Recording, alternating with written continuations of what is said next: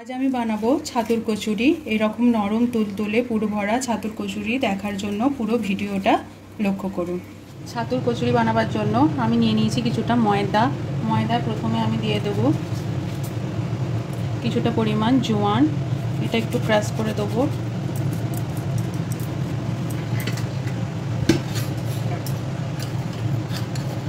এরপর দিয়ে দেবো কিছুটা পরিমাণ কালো জিরে,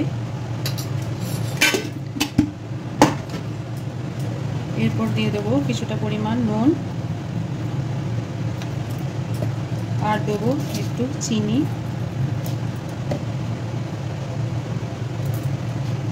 এরপর ময়ানের জন্য আমি দিয়ে দেবো পরিমাণ মতো সাদা তেল। এইভাবে ভালোভাবে মিশিয়ে নেব। প্রথমে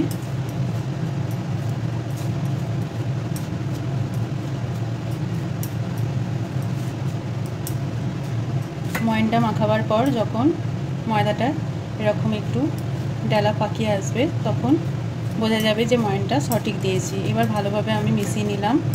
এবার দেখুন ভালোভাবে ময়দাটাকে আমি এইভাবে মিশিয়ে নিয়েছি ময়ানের সাথে।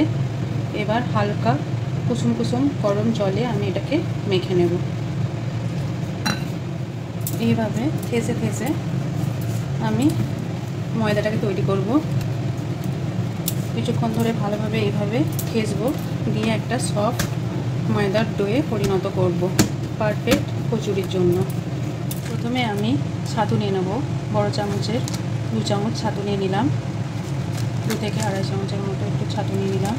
এরপর আমি এর সাথে 1/2 চামচ মতো বেসন মিশিয়ে নেব। এবার এতে নেব সামান্য পরিমাণ আন্দাজ মতো নুন, সামান্য হিং নিয়ে নেব,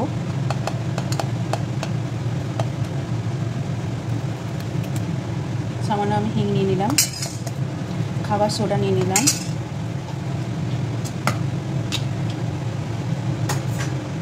এবার আমি পুরটাকে ভালোভাবে মিশিয়ে নেব।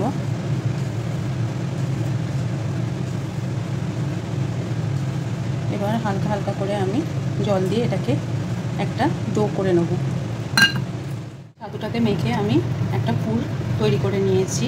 এবার আমি ময়দাটাকে একটু ভালোভাবে ঠেসে নেব।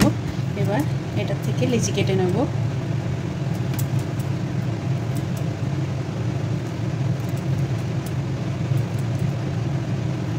এইভাবে সমস্ত লেচিগুলো আমি কেটে নেব।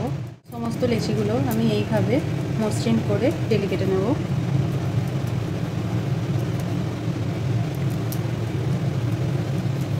এইভাবে আমি তৈরি করে নেব। এবার একটা লেচিকে আমি এইভাবে মোড়ক বানাবো। প্রথমে দিয়ে ছাতুর একটু পুর ভেতরে নিয়ে নেব। মুখটাকে ভালোভাবে সিল করে নেব।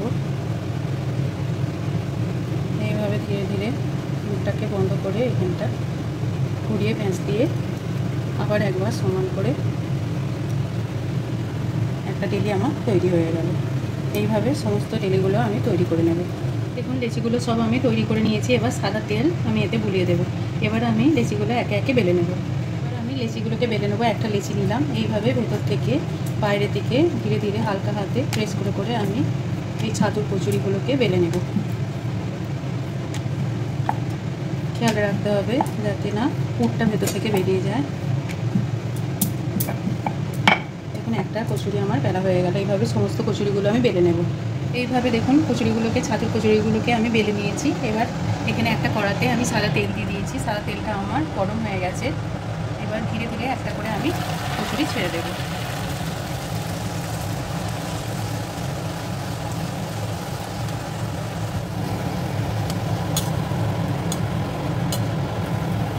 এইভাবে এদিক ওদিক করে ভালোভাবে উল্টে পাল্টে আমি কচুরিগুলোকে ফুলিয়ে নেব। ভালোভাবে ফুলে গেলে আমি তেলটা থেকে ছেঁকে কচুরিগুলোকে তুলে নেব। দেখুন ছাতুর কচুরি আমার একদম রেডি। পরিবেশন করে নিয়েছি একটা থালায়। আমি এটা কুমড়ো আলুর তরকারির সঙ্গে পরিবেশন করেছি। এই রেসিপিটা চাইলে আমার চ্যানেলে শর্টসে আপনি পেয়ে যাবেন। আর এই রকম রান্না যদি আপনাদের ভালো লেগে থাকে আমার চ্যানেলটিকে সাবস্ক্রাইব করবেন আর আমার ভিডিওগুলো শেয়ার করবেন। ধন্যবাদ।